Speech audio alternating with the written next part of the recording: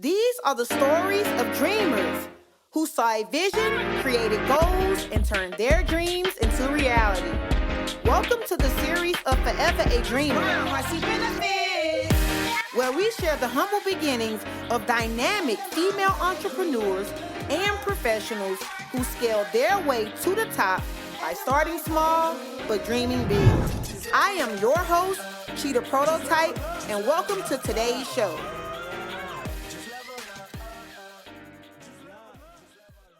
Hello, dreamers. Welcome back to the Forever Dreamer podcast. And of course, we have a new amazing episode. And we're actually here with Miss Kizzy T. Smith. She is an amazing person, a mentor. I met her back in 2015 when she came to speak at the 2015 College of Business MBA ceremony series. And it just is amazing to be around such a beautiful soul. She has over 20 plus years in human resource and leadership, as well as consulting and helping women in leadership and also building businesses from the bottom and being able to scale some even to higher ranks. So without further ado, I'd like to introduce you to Miss Kizzy Smith. Hello, everybody, to all the dreamers out there. And first off, thank you so much for inviting me. I know when we met way back, gosh, it doesn't feel like it's been that long. But I remember when we met and I thought, you know what, this young lady's got a bright future. And so to be sitting here with you today on your podcast really just kind of speaks to what I already saw within you when we first met. So first off, thank you. Thank you for inviting me and thinking enough of me to have me take part on your podcast. So I'm supposed to talk a little bit about myself. As you mentioned, I did 27 years in the casino industry and pretty much held every HR position. Started out in the low ranks as an HR clerk back in 1995 and just kind of worked my way up. So I held positions as an HR manager, employee relations manager, training manager. I oversaw benefits, compensation, then was an HR director, and then ultimately vice president of HR until the point that I retired. I opened 4 casino resort properties from ground up. So, the bulk of my experience is with startups and really establishing the entire HR operation from the ground up. So in 2021, I decided I would retire from the casino industry and thought I was going to just kind of hang back and do what retired people do. And me and my husband were going to travel and just be quote unquote retired.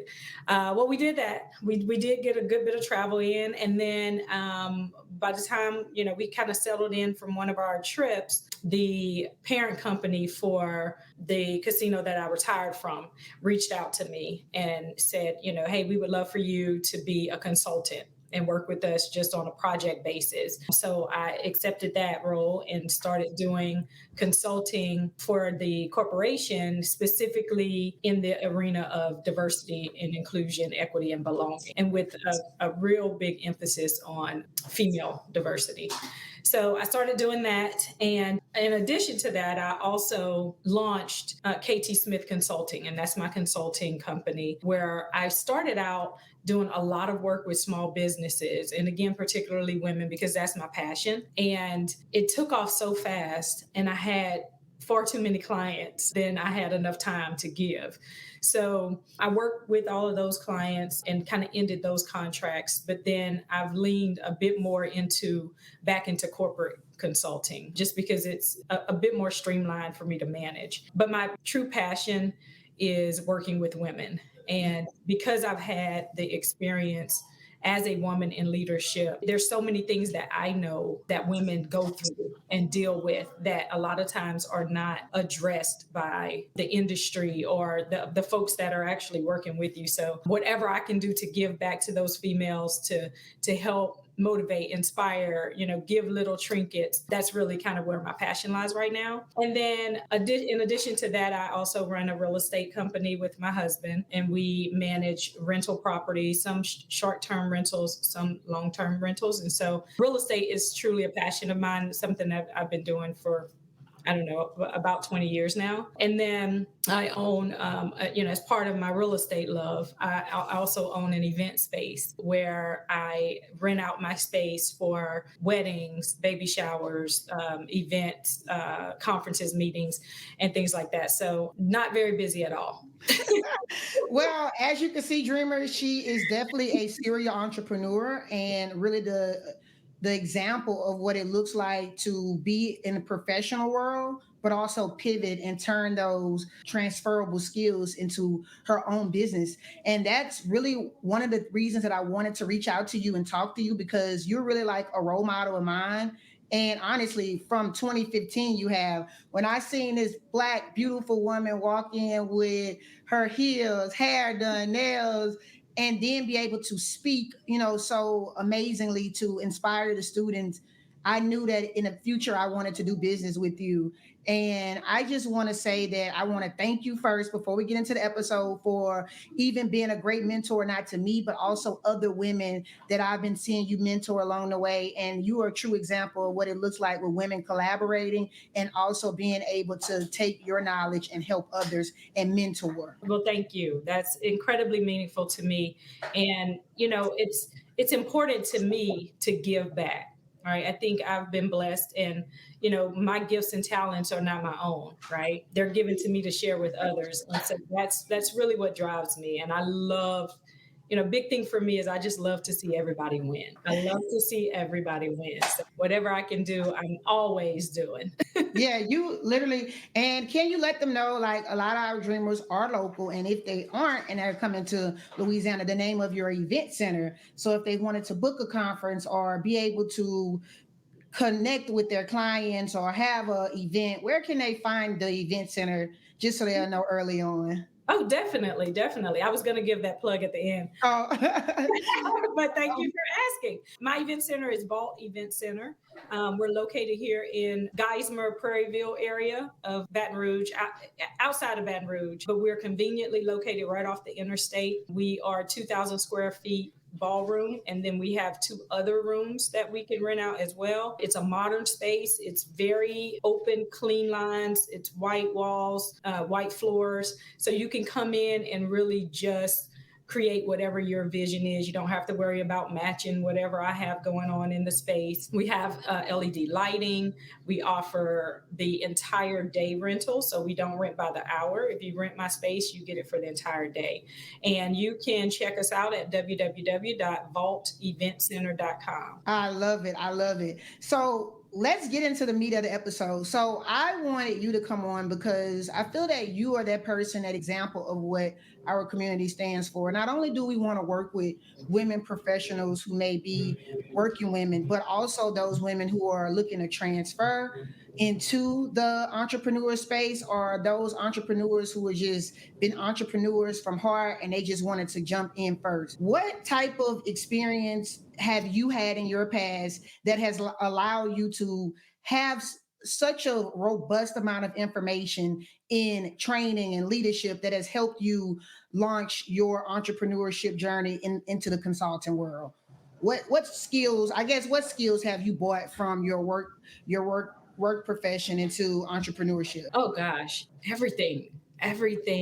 It's funny. I have older kids, and they all want to be entrepreneurs. And the biggest thing I tell them is get a job first.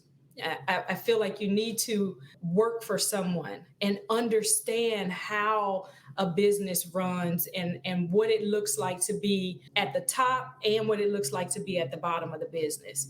And I think so for me, starting as a clerk in 1995 helped me lay the foundation for understanding how a business runs, because you can't just jump in at the very top and run a business and not know what's going on with all the layers below. And then ultimately, I think ending my career as a vice president, sitting in those executive meetings for years, that gave me the knowledge to really understand the top of the business, understanding how to read P&Ls, how to manage a budget, how to set a budget, how to do forecasting, understanding how to evaluate marketing plans and advertising plans, understanding how to ride the valleys until we get to the peaks, right? I think those were the things that were important to me as, coming from an employee, a W 2 employee to an entrepreneur. Just understanding how the full cycle of the business. And I think it's important to be a part of the all sections to really understand. And then the other thing to me is just understanding that business is business, right? It's just that. It's not personal. And when you kind of go through that cycle, I think you can understand it. Because when you jump into it, where I find a lot of my small business owners and operators are incredibly passionate about whatever their business is, right? Because it's something oftentimes that came from a hobby that then turned into a business, right? If a candle maker, let's just say, it started out as a hobby because it was something that you just love to do. And then it became a business.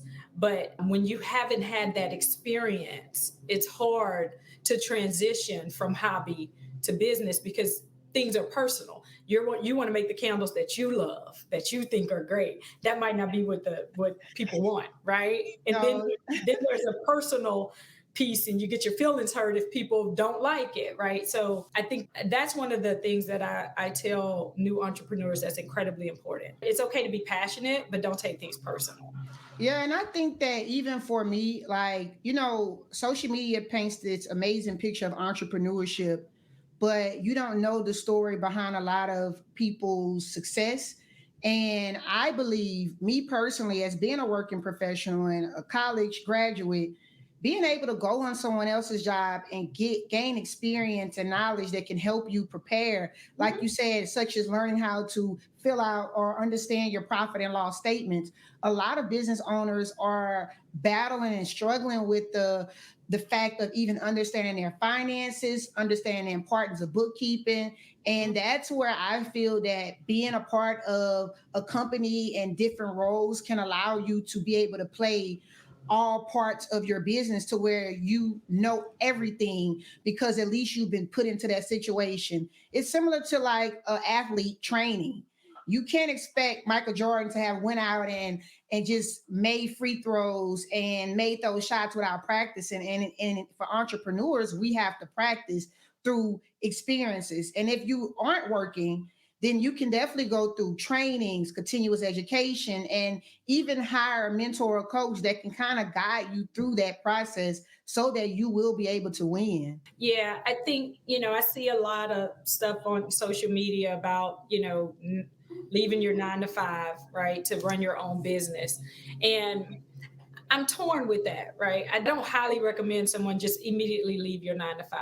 My recommendation is use your 9 to 5 to fund your business, right? Use your 9 to 5 to get everything that you need to be able to then run your business and not just jump up and leave it because now you have an LLC, right? I agree. And it's like I've heard this statement, you use your 9 to 5 as a vehicle. Think about it as an investor, someone that is investing and putting money into your company to help you eventually scale to where you want to go. And I actually went through that situation back in 2015 where I was fresh out of an internship. I started this business, it scaled quickly. And then I decided to, hey, I want to do something else. I got money, let me move to Atlanta. And then when I went to Atlanta, it literally took me 15 months to find a new job, which really drained the finances of my company, even though it was high growth, but it still took away time and the money because of the fact of me having to take funds to pay my personal rent, car, and things like that, which is a no-no in business when you're commingling. But me having to understand that as a young entrepreneur, like, hey, I realize that I need that job, and especially if I'm getting paid close to 6 figures, over 50,000, that is enough for me to start as a young entrepreneur to build a foundation so that I can set myself up for success. And I'm still a full-time entrepreneur because I'm not quite ready financially to take that leap into entrepreneurship and just kind of take a leap of faith knowing that I have expenses and a lifestyle that I would like to upkeep. Yeah, yeah, definitely. I think, you just have to be strategic about it. And if you've got a business and your business is consistently cash flowing, the amount that you need to maintain the lifestyle, like you said, then hey, go for it. But I think the internet kind of gives folks a real false sense of reality a lot of times when it comes to running a business. And I think, the other thing is, for me, I have multiple streams of income, right? And so I didn't just leave my job just because I'm like, okay, I'm going to start a business. So I think you have to be able to, number one, sustain your lifestyle. And I think you have to think about that first, and then work on whatever your business strategy is or whatever it is that you want to do business with. If you work for yourself, you really need to get HoneyBook. What's HoneyBook? It's the all-in-one client management platform that all independent professionals can count on. Oh, so what can HoneyBook do? How about everything you need to organize your business? Everything? Yes. Can it manage client invoices? Yep. Proposals? Mm-hmm. Contracts? Payments? Yes and yes. Scheduling. HoneyBook does that too. Can it teach me Spanish? Can it teach me how to cook? Can it walk my dog? What? No. Oh. But it will save you time. Really? Absolutely. Whatever you do, HoneyBook has all the tools to get it done. Start your free trial at honeybook.com.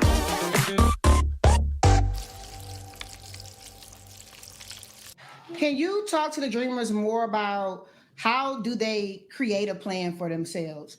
Not really for a fact of having an exit plan to exit from their profession, but even a plan period when you're starting a new business. I know we hear a lot about business plans, but let's think in reality from a perspective of you having multiple streams of income and also you being a strategist when it comes to knowing how you want to run your business and the quality of business you want to run. So I think in terms of having a plan, I'm a big planner and I have a strategy for everything. But I think number one, if you're still at a job and you're considering starting a business or you've started a business, the biggest thing you want to do is create a network. Start working on your network. And if that network comes from your employment, then that's even better, right? So for example, if you're looking to do consulting, I have a number of people that, reach out to me and ask about doing consulting.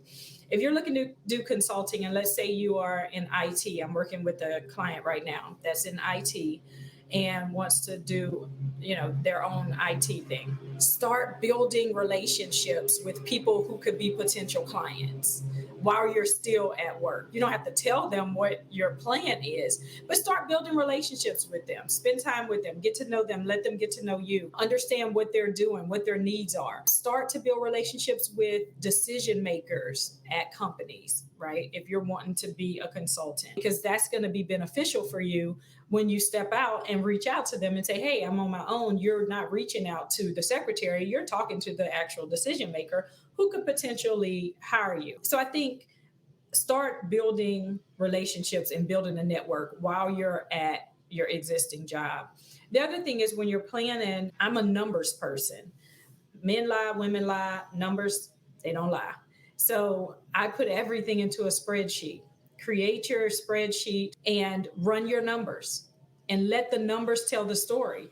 And if you already know what your product is or your service is, what you're going to sell it for, you need to be able to spit out within 30 seconds how much of this product I need to sell to make the budget that I have set aside. You need to know your numbers. You need to be familiar with that. And you need to manage your business, and every part of your operation should back into the numbers where you need to be.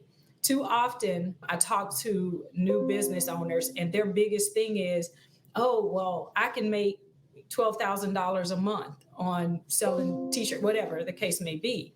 That sounds great, right? But you're not really making that. So you have to be able to take out expenses for your product, operational costs, the taxes, the insurance, set aside for operating budget. And then you realize what your cash flow is and you start thinking, oh, wow, that 12,000 isn't really what I thought it was. So I think you have to sit down. For me, I don't really encourage new entrepreneurs that much to have a traditional business plan, the whole, what's your mission, vision, all of that. That's all great.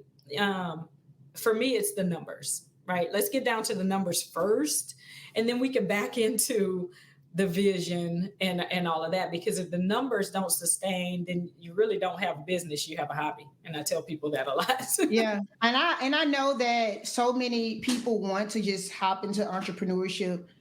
I am a big advocate of, like you said, planning, understanding your numbers. Even if if you're not good in Excel, get QuickBooks. And then if you can't afford an accountant, you can get an accountant that can help you as well and kind of help you with your bookkeeping. Yeah, but even before you get to bookkeeping, if you just have an idea, and let's say you've been doing these cookies, the decorated cookies. Let's say you've been doing that and you decided you want to make a business out of it. Before you do anything, just get you a pen and a paper and start writing down, what are you spending on the cookies? What do you want to sell the cookies? How much do you foresee you selling in a month? And then back into, okay, now I got to take out insurance and blah, blah, blah, and blah, blah, blah. And that's a start, right? So I think people have to be able, a lot of entrepreneurs are great at their craft, but not the business side of it. And so understanding that, I think, is really the important piece. So being that you work with so many startups and companies, what do you think is the biggest struggle for people getting started and putting aside the imposter syndrome and just being able to move out and jump on faith? Fear is the biggest thing. So I've worked with a lot of major corporations, some of the largest casino companies in the world. And so that's different because they've got, I've done $300 million projects, but that's different. For example, some of the tech companies that I work with are small startups, right? Yeah. Who are VC backed. So they don't have a whole ton of money. One of the biggest issues is employees, right? And getting the right team. And that becomes an issue for major corporations as well. I mean, they just have more money to pay people. But for smaller startups, getting the right team is incredibly important. And a lot of times people will hire family and very close friends. That's always, that's a teeter-totter for me, right? Sometimes it works. And I know people who have family that's working for their brand or their company and it works out great. Oftentimes, unless the family has that same passion and love for whatever it is that you're doing, sometimes it becomes a challenge because they're not given the same effort. And now, from an HR standpoint, now you got to fire them and it just becomes a hassle. But I did some work for a small tech company. I was actually consulting for them. And the founder at one point, asked me, can I just do this work for free? And I said, listen, this is your dream. It's not my dream, right? So I'm here to provide a service. And so I think a lot of times founders for new businesses tend to want the team members to have that same passion and that same drive. And they often don't, so you have to be mindful of that. I think that's one of the challenges. The other challenge that I found, even with a major corporation, is advertising and marketing. You don't have a product if nobody knows about it, right? Mm-hmm. And so being a little bit too cocky about what you have and expecting folks to automatically love it and know about it is a downfall. And so I've seen that several times. So I think that becomes a challenge too, particularly for a startup. The biggest thing you can do for a startup is advertise, and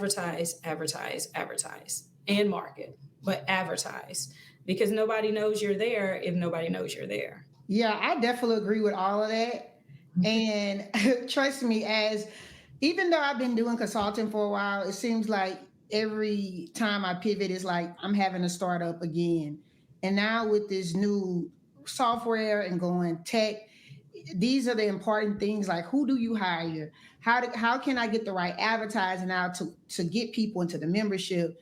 But I want to kind of pivot back into the who do you hire? Because I know that you have a background in HR, and there are so many people that have been coming to me that don't understand the dynamics of hiring a team, They are hiring their family members. They don't have any employment contracts. They want to fire some people, but don't know how because of emotion, afraid of what that person may say.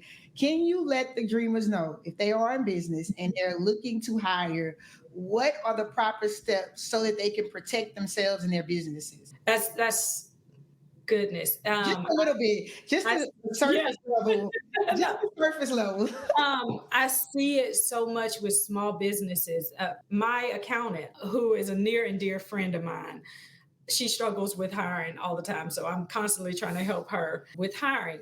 And I think number one is everyone is an employee, period. And you have to go into it with that understanding. If it's your mama, it's your daddy, everybody's an employee. My small business operators, you must have some form of policies in place. I'm not saying you have to do a whole, HR department, but you've got to have some policies and some acknowledgments that your employees will sign and agree upon. You need to make sure you have, especially founders of new businesses, confidentiality agreements and proprietary agreements. You need to make sure that you have NDAs. You must have that. Even if it's your mama or your daddy, you want to have that. Additionally, when you're looking to hire, most of what we're hiring for is character and personality. I mean, depending on the role, experience and certification or education are very valid. But for the most part, you're looking at a person's character and their personality. And I tell folks you should hire everyone on a 90-day probationary period and make it very clear. This is your 90-day probationary period. We are just evaluating you in this role. And that way, if something goes wrong, or if you just realize it's not a good fit, then you've got that agreement that, hey, it didn't work out. We're still within our 90 and, I'm going to invite you to not work with me anymore. So I think that was very surface level, but it really was a lot of information for that person who may not had any idea of what to do. But I definitely have been hearing a lot of people talking, and I went to a meeting earlier this week at the Levarage Casino, actually, and they were talking about agreements. They were talking about NDAs, and they were talking about contracts that will at least solidify to where you can have your employee acknowledge, hey, yeah, I've read these terms and conditions. I will sign off. So when that time comes where you put them on a performance rating and they sign off on everything that they may have did wrong, now you have legal reasoning to terminate. Yes. And, one thing that I just encourage everybody, and that's another reason why it's good to work somewhere first and then do your business, because know that wherever we're working, there's usually a huge packet of forms when you do your onboarding, right? And you learn that when you work for somebody. You take the same thing when you do your business. Many, many years ago, I had a daycare center. I owned a daycare center. I did full onboarding for my employees. I had handbook, I had policies, I had trainings to sign off on. There's no reason why you can't run your small business just like a major corporation does.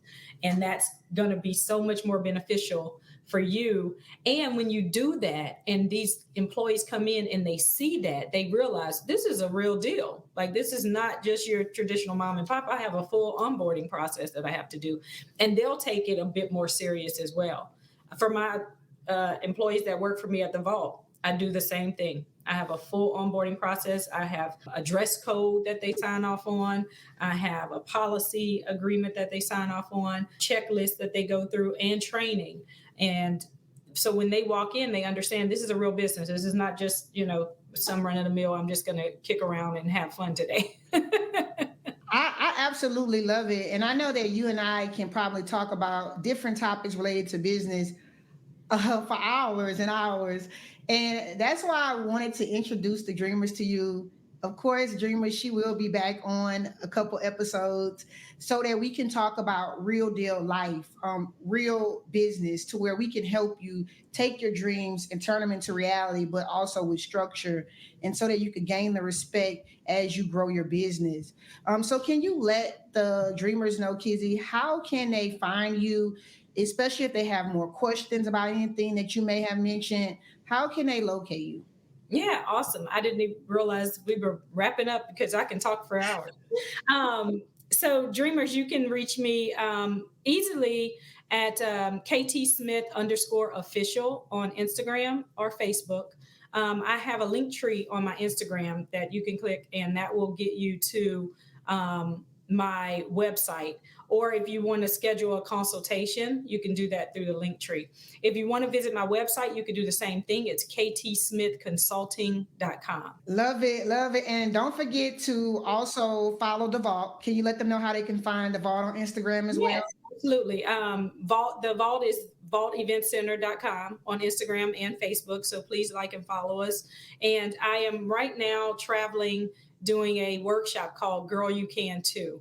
And I will be scheduling one at the Vault here pretty soon. So on my website, www.vaulteventcenter.com, there is an area in there for upcoming events. So stay close and pay attention there, because I will be hosting that here soon.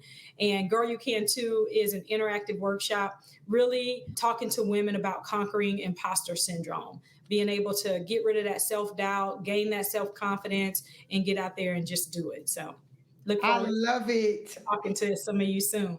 Yeah, I love the whole how you are allowing women to conquer imposter syndrome, because we see a lot of it, and it comes from a lot of fear and doubt, and that's what we have to shatter so that we can turn our dreams into reality. So thank you. I'm going to be able to share all this information in the bio of this episode, and I can't wait for us to stay connected.